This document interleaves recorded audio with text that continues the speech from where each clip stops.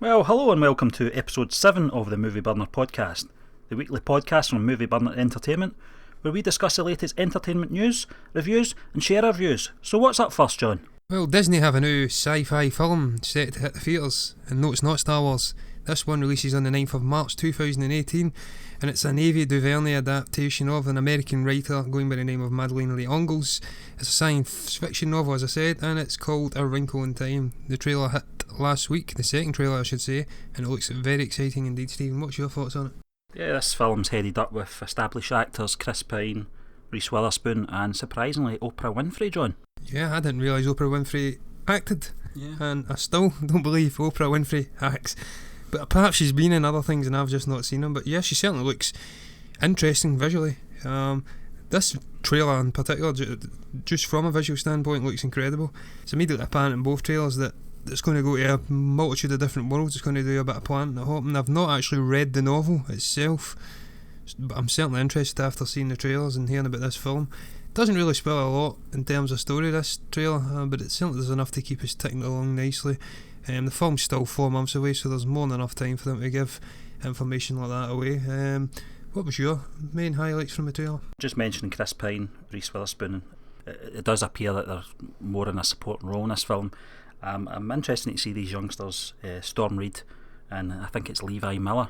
It looks like they're going to be taking the lead in this film. You touched on the visuals there, John.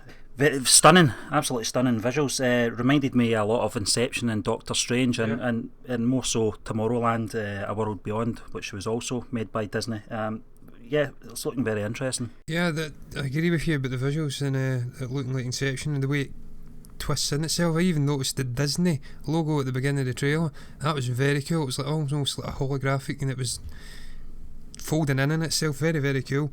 Is the Storm? What did you say the young actress name is? It Storm Reid. Storm Reid, is that the one that's playing Meg, the daughter? Yes. Yeah, she looks interesting. I think she's going to be leading the film.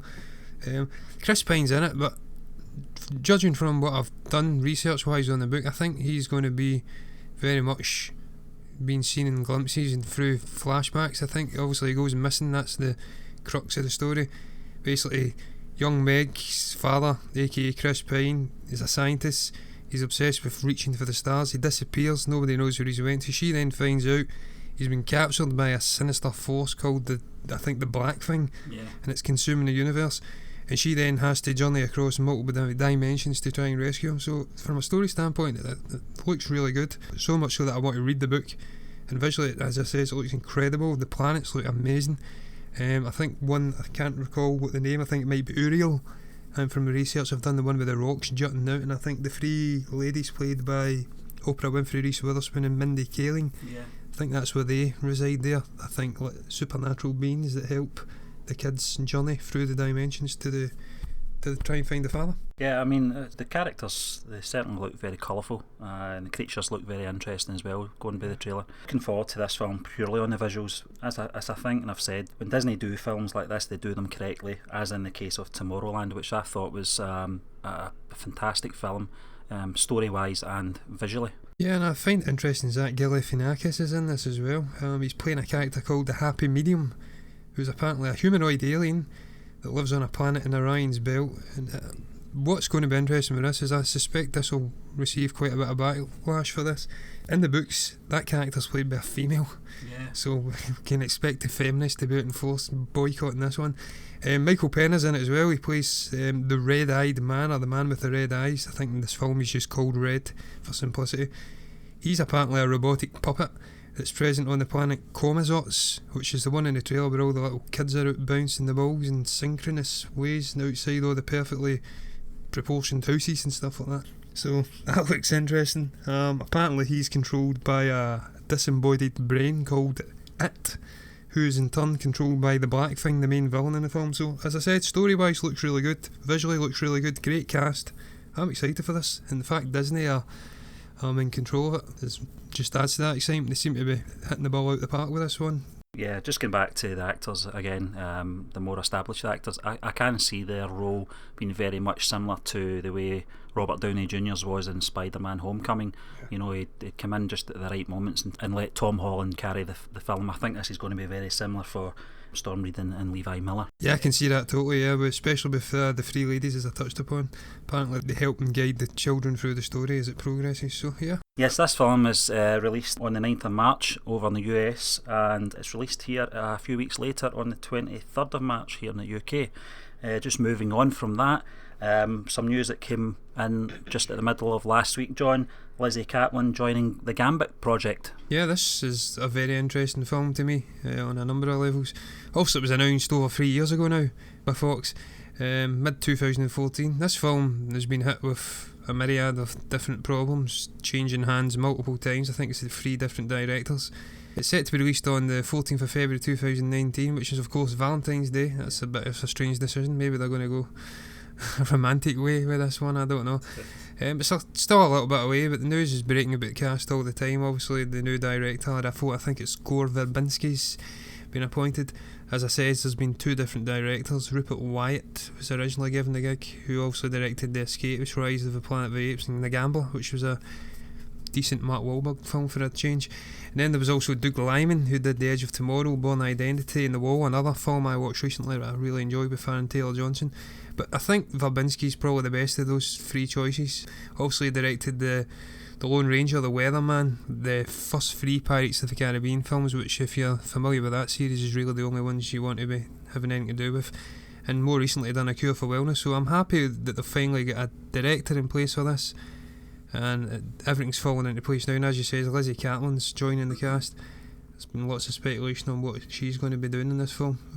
But what's your thoughts? Yeah, I think it's moving in the right direction, John, with, they're finally getting their production team together. That they're finally, they're not announcing that Lizzie Kaplan is joining the Gambit Project. This is obviously a rumour at this stage, but signs are good. Kaplan, her early work was in TV, starting off in the comedy Freaks and Geeks. She's recently in the newly released The Disaster Artist. So I know her from films like Cloverfield, My Best Friend's Girl, Hot Tub Time Machine. She was in The Interview with Seth Rogen and James Franco, and she was in the sequel to Now You See Me 2, clearly, as Lula. She replaced Isla Fisher due to Fisher's pregnancy for that sequel, and I thought she carried that role. It wasn't a straight replacement, recast, it was a new character, but I felt she did really well in it. She's one of the more memorable characters in that film as well. So it's positive. It's positive news for the X-Men universe, if you like, certainly for Fox Studios. I'm looking forward to seeing this movie when it finally does come out. Gambit, the character itself, was one of the more positive notes from the Wolverine Origins movie, which fell flat. But the character itself, I've wanted to see this character on the big screen for a long time now. I know that, as you mentioned, Gambit is penciled in for Valentine's Day in 2019. It was originally set for October 2016, but as you said, a lot of problems with the production. I know that Channing Tatum in the lead role as Gambit has wanted to play this since he was a young boy. Yeah, I've got to be honest with you, I've not seen many Channing Tatum films. I'm not a big fan of him in general, but if there's one thing I've learnt in the recent few years is that you don't really prejudge actors being cast in superhero films. Obviously you've had Ben Affleck, Heath Ledger, and more recently Ryan Reynolds with Deadpool, so you can't really prejudge him on what he's done before. I don't like his previous work, I've got to be honest, but he was okay in the 21 and 22 Jump Street films, but out with that, I'm not a fan of him. But the character itself, I love the look of this Gambit character. I'm not hugely familiar. I did see the Wolverine Origins film, but I don't really recall Gambit. Powers he's got, I think he's able to transform objects' power into kinetic force by just touching them, so that's interesting. Just briefly touching back on the Lizzie Kaplan thing, there's a couple of routes I think they're going to go down with this. If she does get added to the cast, obviously if she doesn't, they're going to add someone else anyway. There's going to need to be somebody filling this role, but apparently they're either going to cast her as Belladonna or Rogue, I believe is the other one, and Rogue was obviously played by Anna Paquin in the recent X-Men films. So I don't think that'll be an issue. I mean, there's been a lot of people mentioned that as maybe a potential stumbling block to the Rogue character popping up, but obviously they're recasting Gambit, so that's not going to be an issue. And if they do choose Belladonna, I find it interesting that maybe ties into a possible story they could go down where they're both from rival guilds, one from the Thieves Guild, one from the Assassins Guild, and I think they they're forever warring with each other, and Gambit apparently is prophesied in the comics to unite them, so that's maybe a potential story they could be doing with this film. So yeah, I find it very interesting indeed. And obviously Lauren Sheila Donner is going to be producing it as well, an immensely seasoned and talented producer, worked in all the X-Men films, she worked in Logan and Deadpool, so that's a great appointment as well. Yeah, I mean, I really do hope this film succeeds, John. The early signs tell me that Fox are investing a lot of time and effort in the X-Men franchise now, with the recent release of Logan and Deadpool, which have box office success. Yeah, and obviously the announcement of New Mutants as well, and a couple of other things that are springing up. Yeah. I do wonder whether they're going to continue down this darker tone they've been going with in recent films. I hope they do. It seems to really be setting them apart from DC and Marvel, and I hope they do go down that route. But what do you think? Do you think they're going to continue that? I think they will, because the last time we saw this character, Gambit, was, as we mentioned, in the Wolverine movie of, I think it was 2009. This isn't a dig at Taylor Kitsch, who portrayed the character back then. He's currently appearing in the recent Only the Brave, and we wish him well on that. I think he was attached to it at one point. I think he was interested in doing it, but I think the studio wants a fresh start with the character, and I wish them well. Yeah, I'm certainly excited for this film, and I do hope it's a success. I've loved the route Fox have been going down with the X-Men franchise, and really making an X-Men cinematic universe, if you like. So I hope this is a success, just like I hope DC are a success and Marvel as well. I want to see all the comic book universes doing well, because I love those films. Yeah, and fingers crossed that does get released on Valentine's Day in 2019. Just moving on now to another piece of news that dropped, another rumour, if you like. It was heavily hinted if you've already saw the film Murder on the Orient Express, so there is potential spoilers here, folks, but Death on the Nile adaptation in the works. Yeah, I mean, I think this has been getting hinted at since before Murder on the Orient Express was even released. There was talk of them doing a Death on the Nile sequel.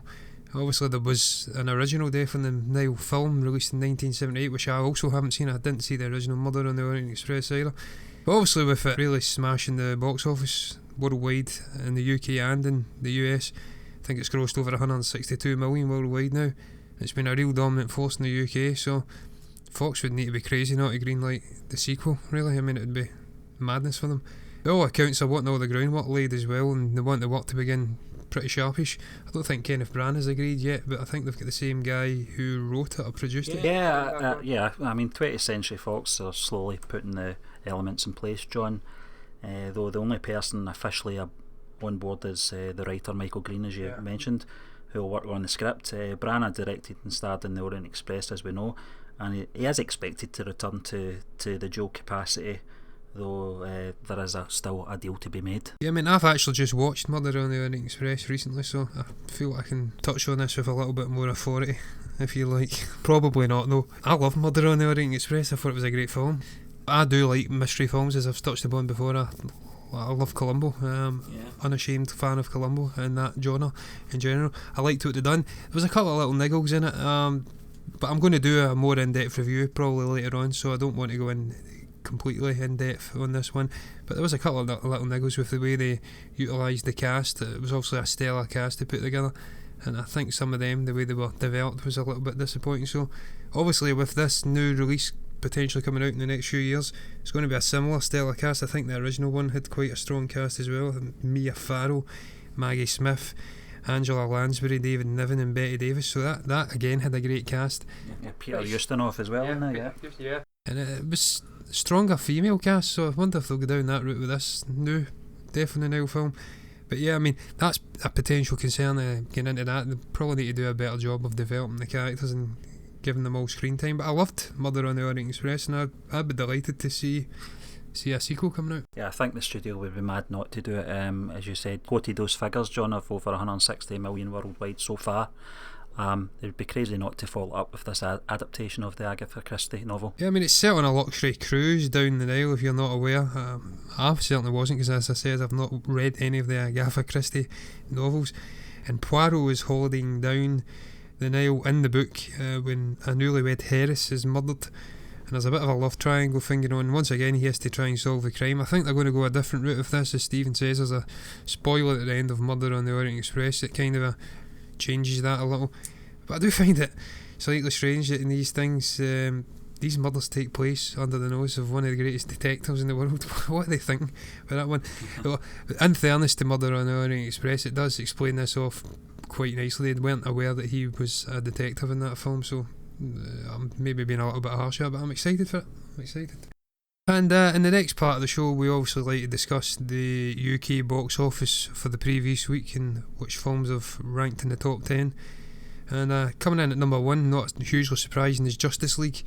It's obviously in its first week over here, and it's obviously been hugely underwhelming in America, and this is something that's obviously really transferred over to here as well. It's only earned 7.3 million for the opening week. I mean, that's a poor opening weekend even by UK standards. Just for some perspective on that, Thor Ragnarok opened up recently to over 12 million, and that's not even a massive Marvel film, that's a standalone film, albeit a very good one. Batman v Superman opened to 14.6 million, but it has beaten Wonder Woman's rather paltry 4.94 million opener that happened earlier in the year, so that's something, I suppose. But you can't really polish a turd here, and for its budget and enormity of the film, it's pretty much a financial fault over here as well. Yeah, it's a strange one, John. I really don't know what Warner Brothers and DC are doing. No, and I don't mean that in a disrespectful way. And you know, I'm a big fan of Man of Steel, Wonder Woman as well. Batman v Superman was very underwhelming.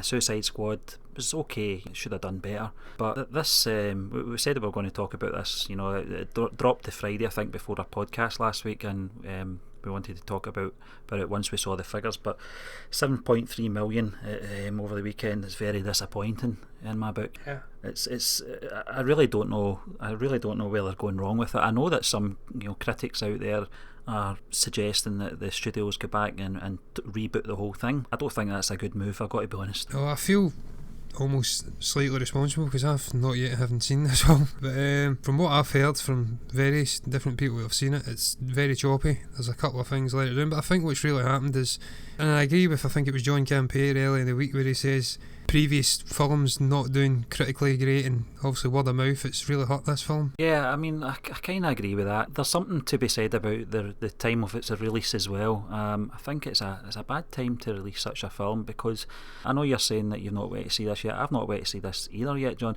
Maybe 10 years ago, you know, I'd have been one of the ones in the queue.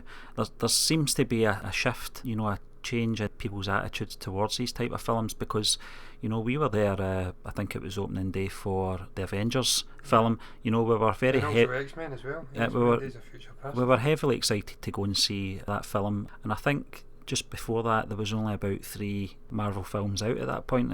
Certainly Iron Man, Incredible Hulk, and possibly Captain America. I'm not sure, I can't remember the sequence of maybe Thor. But, you know, the excitement for that film, and listen, I'm not interested in, you know, Marvel are better than DC or DC are better than Marvel. I'm not interested in it.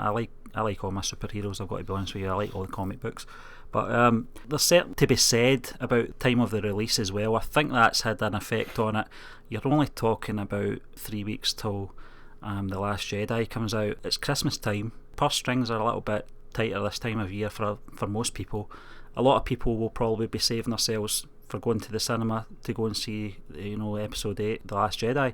I don't know what it is. It's just one of those things. I don't know, but I think the previous films have not done it any favours. Yeah, I mean, also this year alone you've had Wonder Woman, Spider-Man Homecoming, Thor Ragnarok, so it's been quite a heavy period for comic book films. And I think a lot of people, the general public, will go in and say, oh god, it's another comic book film, I don't want to see that. They're not like movie enthusiasts, if you'd like a comic book enthusiast. Yeah. I've also heard talk, obviously, of Joss Whedon coming in, taking over from Zack Snyder. Zack Snyder had a personal tragedy, so you get a very limited amount of time to really put his mark on this film. I think they had to do some reshoots and stuff like that, but I think it was only 6 months, and he was restricted to under 2 hours. They had to keep the film because there was also a backlash over Batman v Superman being too long. I think it was 2.5 hours long. Yeah. So that's not helped either. And I think a lot of it's down to word of mouth as well, with the poor CG, with Cyborg, the moustache thing with Henry Cavill. What the hell was that about?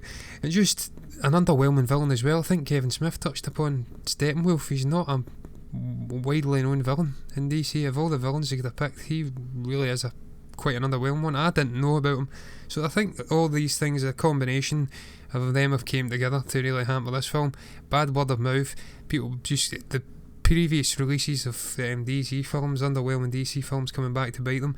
Poor promotional, as I touched upon last week. No Superman, very limited amount of Batman in the promotional stuff. I don't think they even put Superman on a poster. They've sort of remedied that now, but it's too late, and it's all came back to bite it, and it's just hugely disappointing. I hope they don't reboot it, because I like some of the characters.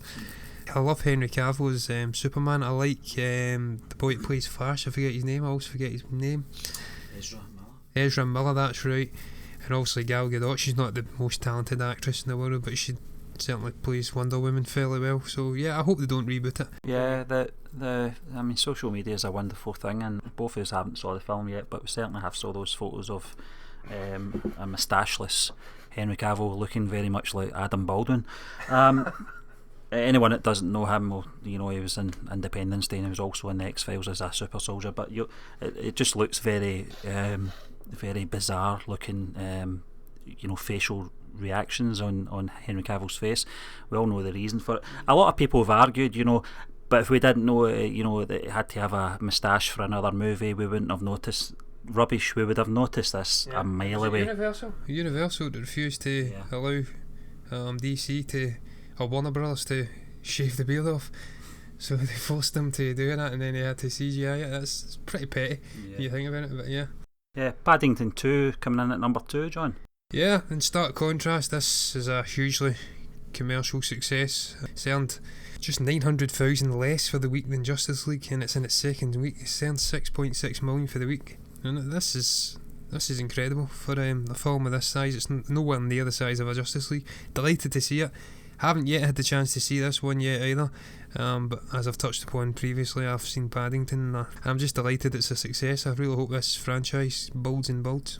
Yeah, Murder on the Orient Express hanging in there at number 3 as well. Yeah, it's sitting at 2.3 million for the week, 17.5 million total gross. Just keeps building, as we said earlier, with on the Death of the Nile discussion. It's a massive success.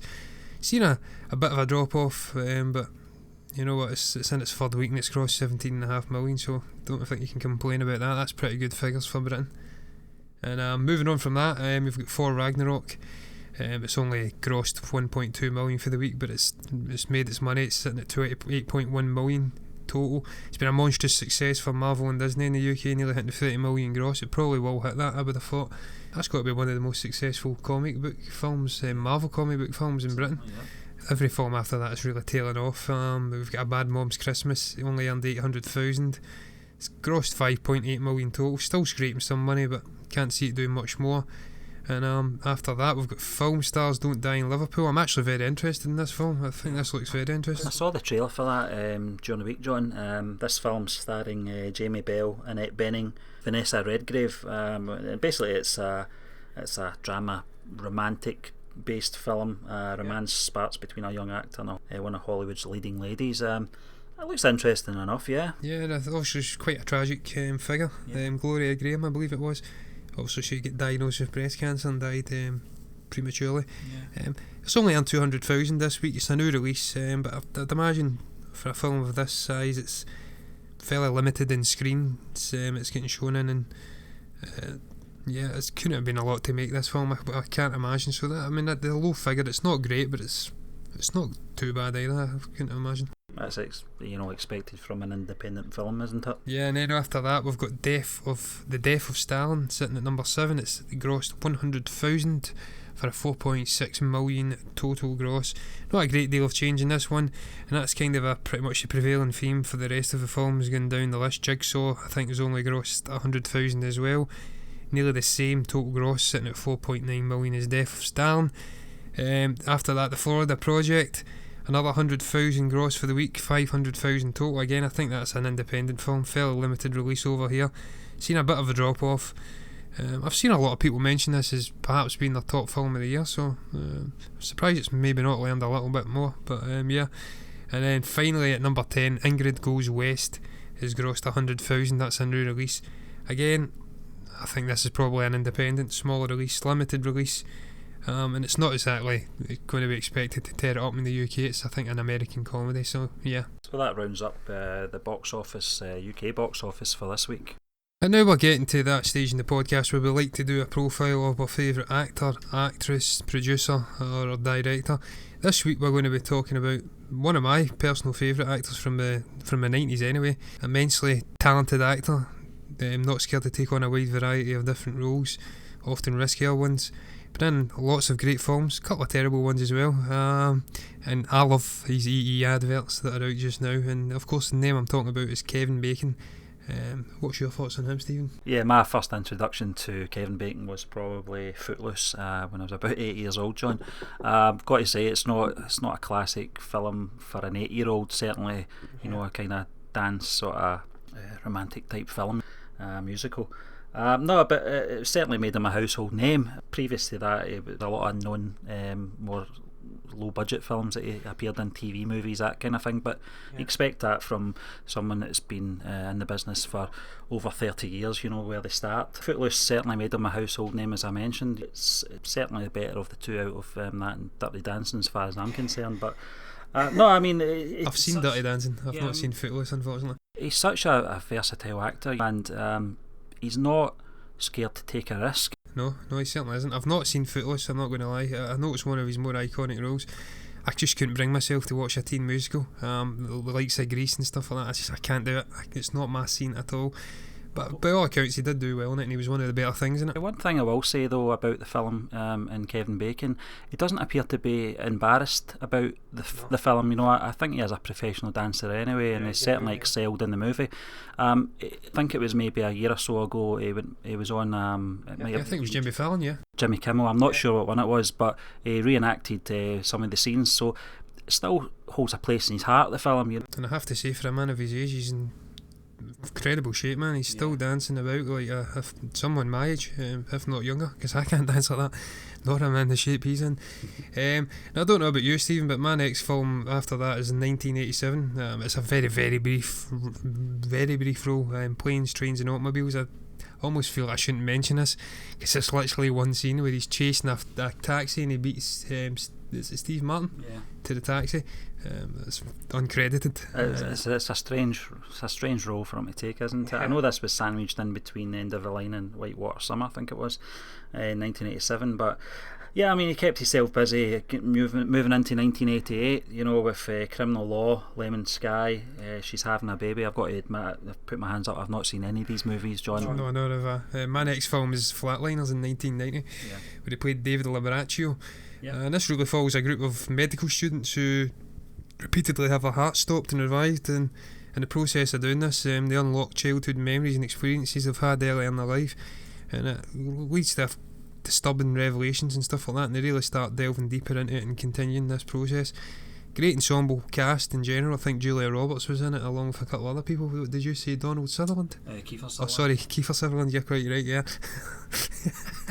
And obviously Bacon, who's great in this as well. No, I mean, Flatliners, it had all the necessary features of a good movie. The cast was superb, the plot was also superb, and in the case of thrillers, there was a genuine thrills throughout. The story itself is relatively simple, very original. It's definitely a standout for its genre.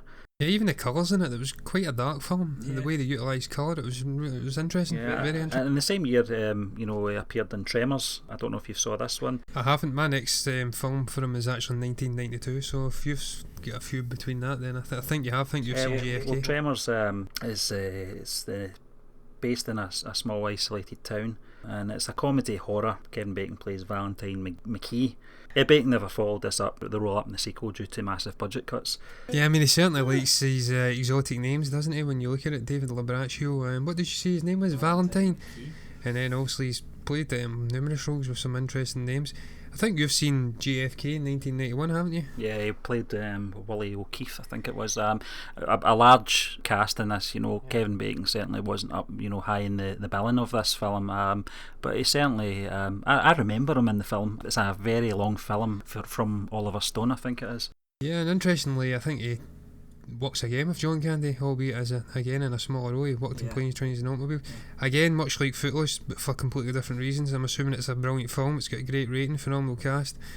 Very early in his career, but I just can't bring myself to to be watching a film over 3 hours long unless it's something I'm really, really interested in, and I'm not hugely interested in John Fitzgerald Kennedy. I think the subject matter and the director is appealing for a lot of actors. It certainly was for Kevin Bacon, and if you've got the chance, you should look at the cast that was assembled for this movie.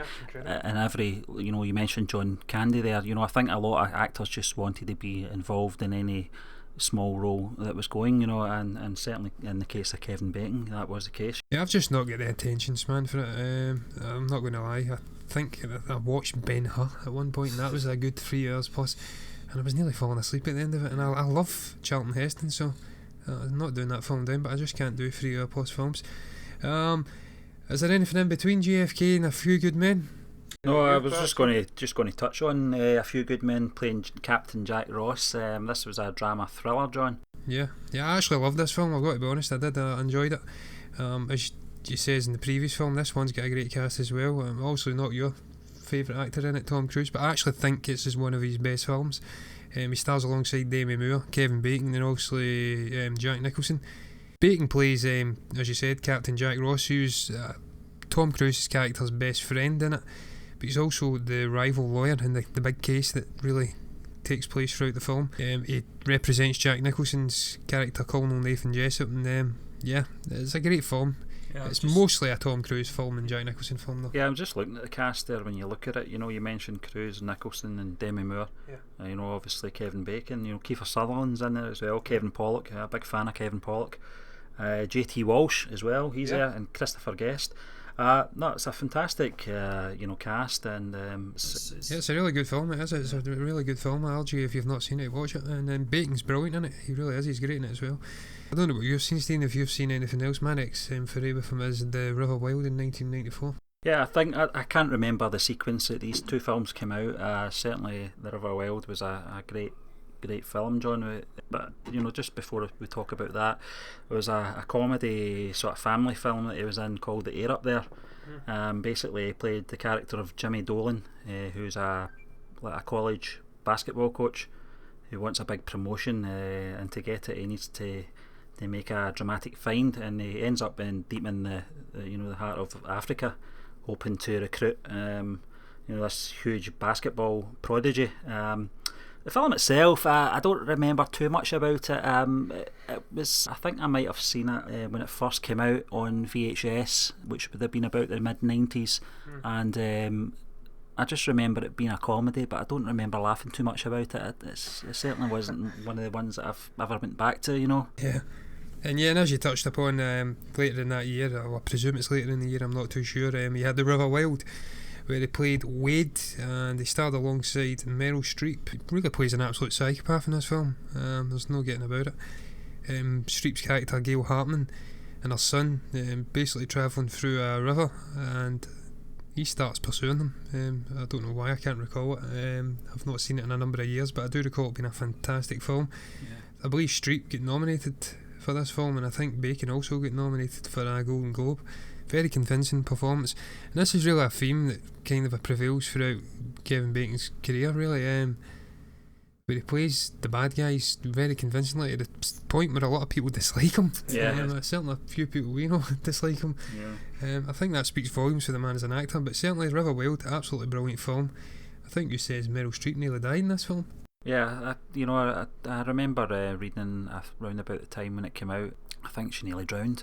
I think it was one of the last scenes she was involved in, and the director was pushing her probably a little bit too far. But this is one of these films, John, that I actually did forget about. I remember, again, I must have been having a VHS binge that year, because it's certainly one of the ones that I remember renting out from the local video shop and enjoying it. It was a very good film. Meryl Streep, her usual excellent self. Kevin Bacon, very I wouldn't say dark, but he's very manipulative in the film, and has shown another side of his acting abilities. Yeah, I think her son actually he actually quite likes Kevin Bacon's character in the film, if I recall correctly, which is a bit strange when she's trying to kill him. Carrie Fisher, she was an uncredited script doctor on the film as well. I think she's a good friend of Meryl Streep, to be fair, at the time, but a little bit of trivia there. Yeah, and I think she was a very good script doctor at that. I seem to recall that around about her death, people were saying that she was quite. Yeah, she certainly was the person to go to, you know. Yeah. After that one, I've got Murder in the First, 1995, where he plays Henry Young. This is probably one of his best performances, I think. Incredible in this film. Plays a petty criminal who gets sent to Alcatraz for robbing a store, and he tries to escape, and as a result of that he fails and then gets locked in solitary confinement for 3 years without a toilet, without a light or any regular company.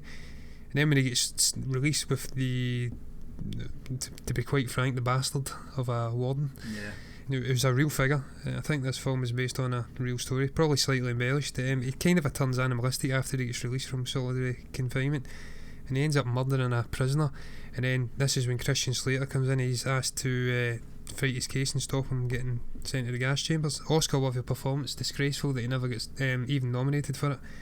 But what's your thoughts on that? It's an absolutely brilliant performance by Kevin Bacon in this. It's the kind of role that voters usually jump all over at ballot time, John.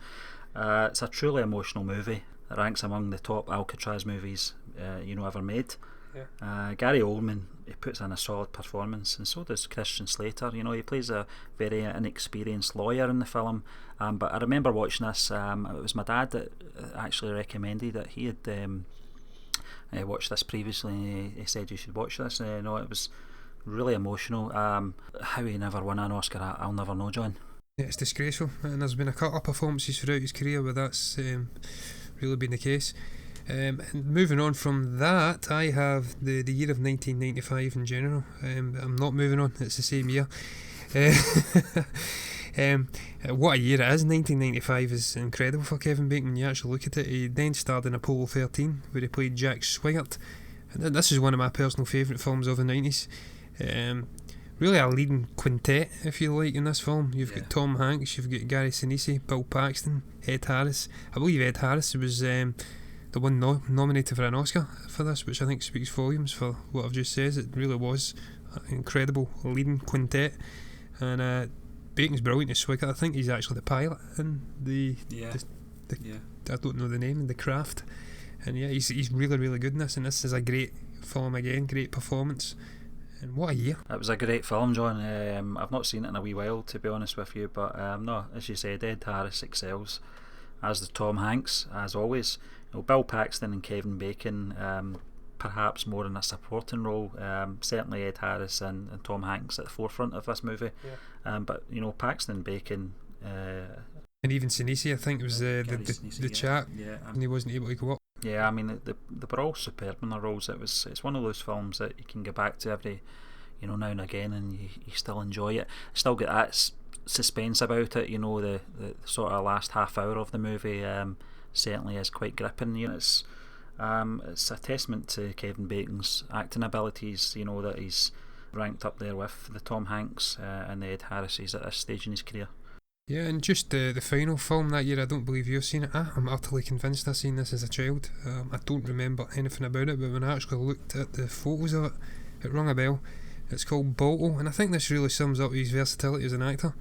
You've got him playing Murder in the First, where he plays Henry Young, quite a tragic figure. Then you've got Apollo 13, it's a historical film where he's playing a Jack Swigert, an Apollo pilot, and then in Balto he's playing an outcast half wolf. He plays the lead, Balto.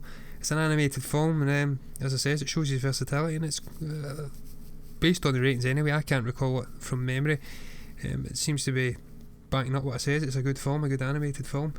I don't know if you've seen anything in 1996, Stephen, but I think the film that most people were talking about in 1996, John, was Sleepers. I don't know if you saw that. I have not seen it, so I'm sure you'll tell me about it. Yeah, I mean, this is a very dark film, and it's one of those films that really do sway you, the way that you feel about the actor himself as well, because he plays the role so convincingly. This film is after a prank goes disastrously wrong, a group of boys are sent to a detention centre where they are brutalised. Over 10 years later, they get their chance for revenge. Kevin Bacon's certainly the villain in this film, but it's one of those casts, Billy Cudrup's in there, Robert De Niro, Minnie Driver, Dustin Hoffman, Jason Patrick's in there. I think Brad Pitt's in there as well.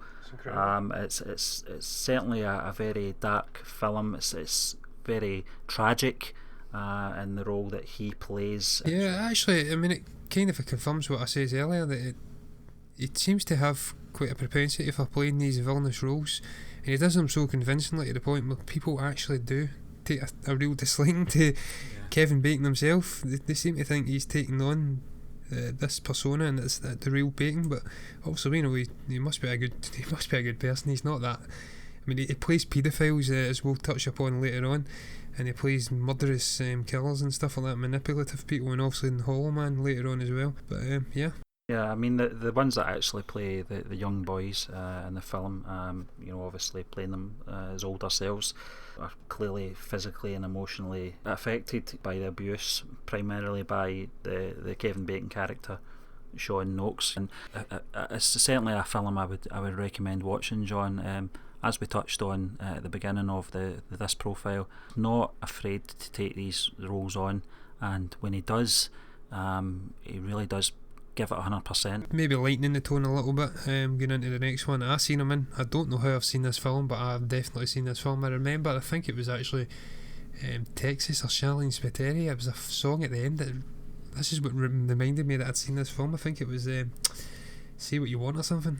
It's bizarre how that my brain works at times. It's called Picture Perfect, 1997. He plays Sam. This is a lesser role. He plays a work colleague of Jennifer Aniston's character Kate. She basically fakes having a relationship so she can get advancement in her job, and he kind of ends up having like a little crush relationship with her. Not the greatest film in the world. She's really playing the Rachel character from Friends in this film. But yeah, it's he done well in it again. It really speaks volumes for him that he's able to pop up in films like this and make an impact. And after that, I've got Stir of Echoes, which is again one of my favourite Kevin Bacon films. Genuinely freaky film for me. I think we actually talked about this before we came on, and you says it isn't actually really like a traditional horror film. It's more of like a thriller film, but there's genuinely freaky parts in it as well. Obviously Bacon gets hypnotised, I think, by his sister in it, and he starts getting haunted by visions of a young girl, becomes obsessed with her story and also how she came to her untimely end, starts delving into it and try to solve the mystery. And that talk to me scene when his little boy's watching the TV and she appears on the TV, and even after that, the one in the empty cinema when he's dreaming, and that stuck with me for a number of years. And I think we also touched upon that as well, that it was quite unlucky the year it got released. Yeah, it was out 1999, was it, John? Yeah, it was out the same year as The Sixth Sense, which is also a fantastic film. It's one of those ones you go back to. Ironically, Stir of Echoes is probably the one I've went back to the most. It's I'm probably going against the grain on this one, but it's certainly it's more enjoyable, certainly, to watch multiple viewings. Whereas the Sixth Sense, it's I'm not going to decry the film. It's one of my favourite thrillers, but certainly once you've watched it the first time, the impact's lost, isn't it, after that twist? It certainly is, and although the Stir of Echoes doesn't have any major twists or anything like that, there's maybe a conclusion, if you like, at the end of how what's happened to this girl, and we certainly get closure on that. But no, it's a great film. It's very suspenseful. It's a great cast as well, and it's probably one I will go back to again. It's very enjoyable. Yeah, and as I was touching upon earlier on there, when I say he has a propensity for villainous roles, I touched briefly on Hollow Man. That's the next one I seen him in 2000, playing Sebastian Kane, a man who really gets tested. I think he's a test subject when the scientists are trying to work out invisibility technology. I think he ends up running away and going rogue and turns into a bit of a psycho killer again. As I say, his propensity for playing psychotic killers. Not an amazing film, but he's certainly leading it, and he's excellent in it. He's the one that he plays opposite Elizabeth Shue, isn't it? I mean, he's certainly got the swagger in this film. One thing I will say is the visuals, the visual effects in this film for, was it 2000 that was out? Yeah, it's 2000, it were very impressive, and I don't mean the Invisible Man scenes. I'm talking about the actual scenes where I think they're pouring some kind of silicone over basically nothing. I was very impressed with the way they did that, and the way that it was shown his skeleton animated, as he was being brought back from being invisible. But no, it was a good film. I actually it's certainly got dark undertones in it, but I took that film as a comedy. I've got to be honest, it was quite a funny film. There was certainly dark, creepy moments in it from the character, but overall, I actually thought it was quite a funny film. Yeah, and for me, I don't know if I've done anything else in 2000, but I also seen My Dog Skip recently, because as I usually do when I know we're going to be discussing a certain actor or actress, I delve into the lesser known films really, and in this one he plays Jack Morris, quite a stern but ultimately a loving father. He's quite a reserved role in this. It's a little bit more in the background. The film really revolves around the young boy in it, who's quite a shy and skinny boy who's bullied, ends up getting a dog, and the dog's called Skip obviously, and it really transforms the boy's life. And there's a couple of little comedy moments in it as well, with Bacon, with the dogs jumping up and drinking his tea and stuff like that. He's really good in it. I actually enjoyed the film more than I probably should have, and it's a nice little drama orientated film with comedy parts in it. And yeah, I've not seen the film myself, John. I think the next time I saw Kevin Bacon was in the 2003's Mystic River, but in between then he did do a film called Novocaine in 2001. Appeared in the TV series Will and Grace as well, and also appeared in Trapped in 2002. In 2003 he was less busy. I think he only did a couple of films in the cut, and as I said, Mystic River. Yeah, Mystic River, he's playing Sean Devine. This is also a Clint Eastwood directed crime drama film. Revolves around three Bostonian friends as young kids who really experience a brush with a paedophile. One gets kidnapped, I believe it's Tim Robbins' character, and then they go their separate ways into adulthood, and the sheer chance they all manage to end up converging on each other. I think Sean Penn's character gets his daughter gets killed. Dave, played by Tim Robbins, is suspected of committing the murder, and Kevin Bacon's character Sean, he's a detective, he gets assigned to the case. This is a brilliant film. This film, I believe, got a couple of Academy Award nominations, and I think Sean Penn and Tim Robbins won for supporting and best actor. Kevin Bacon kind of get left out in the cold with this one, but I mean, you can't argue with the wins for either of those two, but he's certainly, it's not a reflection on him. He was absolutely brilliant in this film as well, and one of my favourite films for him. Yeah, great film. Yeah, the character that he plays is, in the bigger picture of the film, he's certainly the sort of holding role. Sean Penn and Tim Robbins in that film were absolutely outstanding, and so was Kevin Bacon, to be fair, but I think it was more to do with the characters they played rather than their performances, which is a bit upside down as far as I'm concerned. But no, it was a great film. I think all three of them gave solid performances. You can't really go wrong when Clint Eastwood's in the director's chair. Yeah, I mean, he's an incredible director, Clint Eastwood, and I completely agree with you about the characters really being responsible for who received the nomination, who didn't. Kevin Bacon's obviously kind of a challenge with trying to piece together who is responsible for the murder, and really what the effects it had, that brush with the paedophile earlier in the life, the damage it's done. He kind of has to piece it all together. Brilliant film, and I highly urge you to watch it if you've not seen it. A lot of films do this, where a certain actor plays the character that's really there for the audience's point of view, and that certainly is in that case. Yeah, that was much like in Murder in the First as well, when Christian Slater was really playing that perspective, with the audience seeing the story through his eyes. Moving on from that, I've got The Woodsman in 2004. He plays Walter. It's another fantastic, if not slightly disturbing performance. This is the one I was talking about earlier, where he plays the child molester. This again shows his lack of fear for going for roles that most people would probably run away from. Obviously he plays a child molester, as I said. He leaves prison after 12 years, and he really has to rebuild his life in a society that's not really one to forgive. Yeah, brilliant, isn't it? Yeah, I had this in DVD when it came out in 2004, John. I actually passed it on to a few people for to borrow. Strangely, didn't speak to me again after me showing it. It's certainly one of those. It's a strange film, John, and I don't mean it's actually a very good film, but it really does leave you disturbed in a way where you do find yourself sympathising with the character, which you shouldn't be doing. But I think that's one of the reasons that he certainly takes these roles. He likes to push the envelope with the audience members and really put you through an emotional ringer, if you like. Certainly in this case he did. I found myself sympathising how pathetic this character was.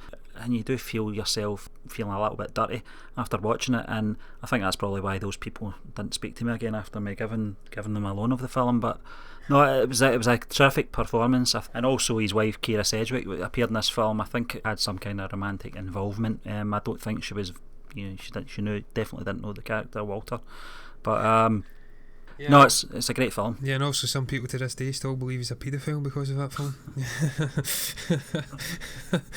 And after that, I've got 2007. I don't know if you've seen any of the films in between them and 3-year period. My next brush with him is Death Sentence. It's a rare non-horror film from director James Wan. He plays Nick Hume. He's great in this film.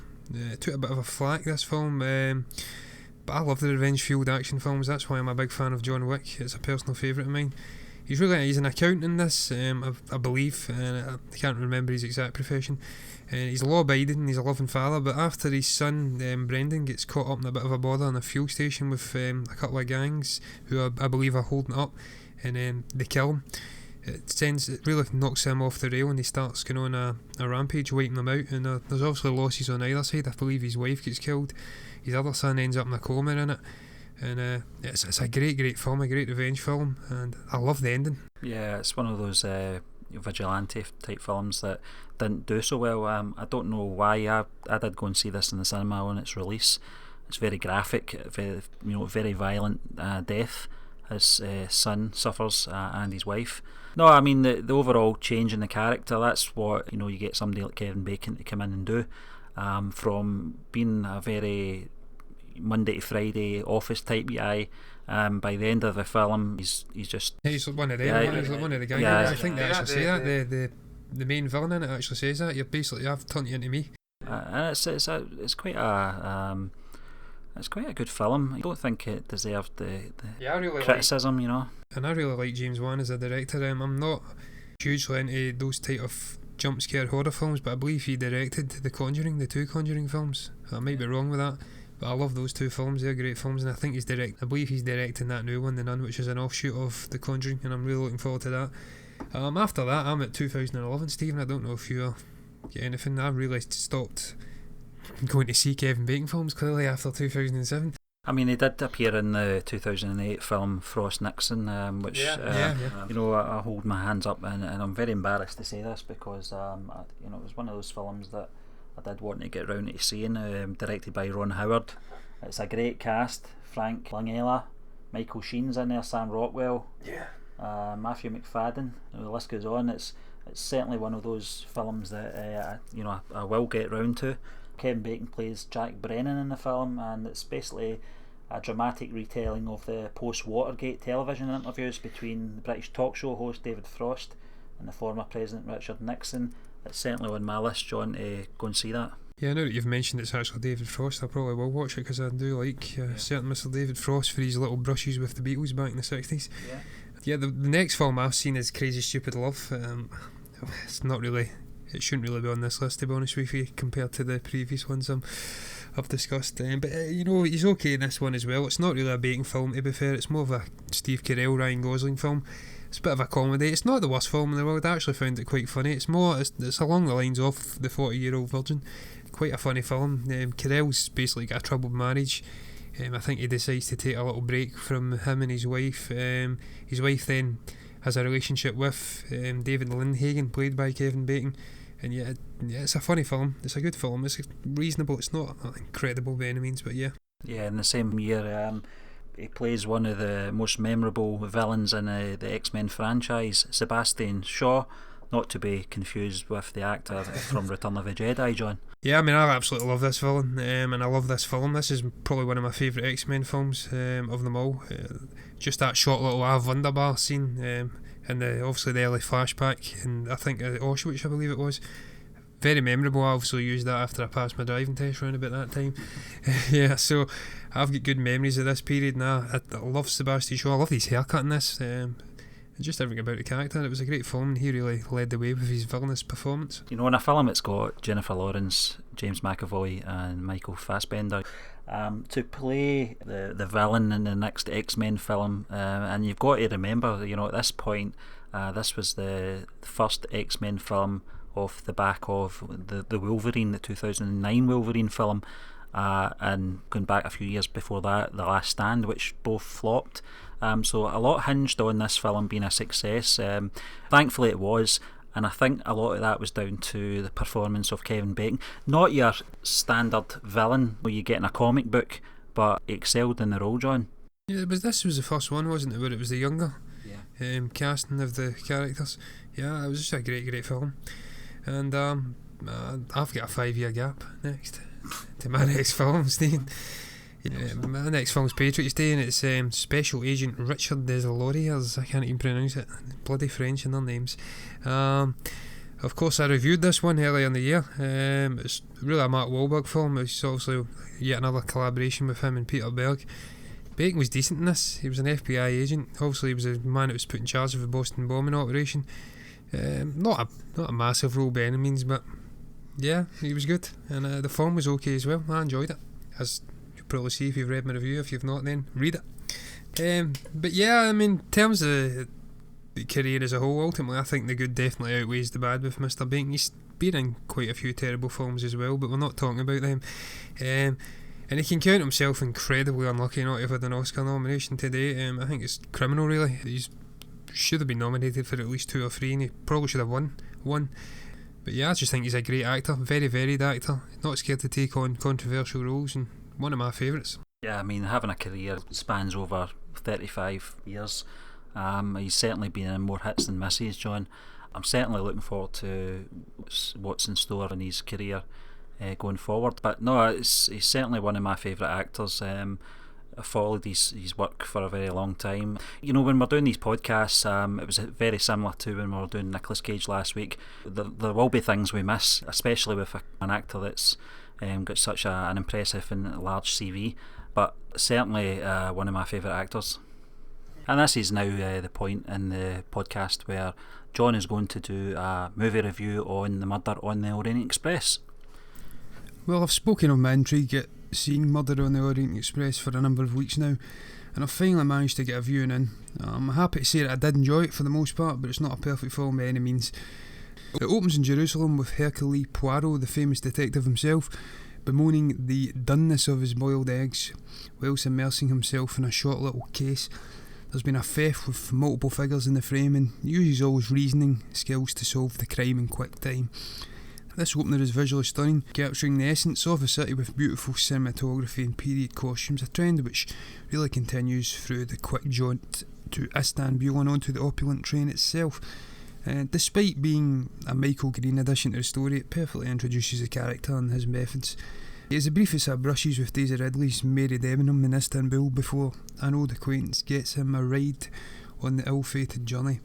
Johnny Depp's Ratchet character seems to foresee his untimely end when he requests some assistance from the Belgian detective, asking him to be his bodyguard. This request is refused, however, he's not a man to be bought, even if it is with some delicious looking cake. Just as our protagonist is settling into his quarters, he is supposed to be on holiday after all, an avalanche derails and blocks the path of the train. Mr. Ratchet meets his maker around this point too, and so the whodunit plot begins. You know, I mentioned my great affection for Columbo earlier, but this isn't even close to being in the same vein as that TV classic. It's slow paced and the viewer's left in the dark with who the killer actually is. This is where my lack of knowledge in regards to the previous TV shows, movie and obviously the Agatha Christie novel itself came in nicely. I genuinely didn't know who the perpetrator was, and I think that definitely aided my enjoyment. Poirot begins to individually interview the passengers at this point as he tries to unearth the truth behind the frankly welcomed death of a sleazy Ratchet. A few times during the course of these one-on-one encounters he believes he's cracked it, only to be left befuddled by the confusing, often contradictory accounts of what happened. He even confronts a couple of passengers during these false eureka moments, if you like, and actually gets shot at during one.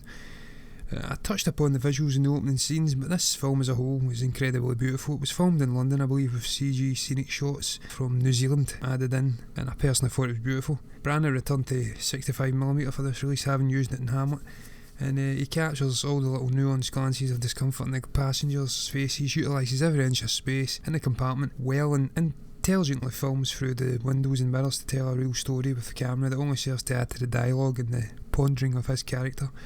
The film often moves away from the train too, which wasn't particularly welcome, as it detracted from the claustrophobic tension. I tend to enjoy these type of films. My biggest gripe with this film though was the way it handled the immensely talented cast they assembled. There were so many great actors and actresses packed into one train carriage, but barring Michelle Pfeiffer and Branagh himself, the rest are sadly underused. Daisy Ridley, William Dafoe, Josh Gad, Derek Jacobi, Penelope Cruz and Judi Dench were essentially bystanders and were fairly superfluous to the story. Indeed, I thought Branagh was excellent as Poirot. I don't understand the criticism of his accent, performance and the strange obsession some have with the facial hair.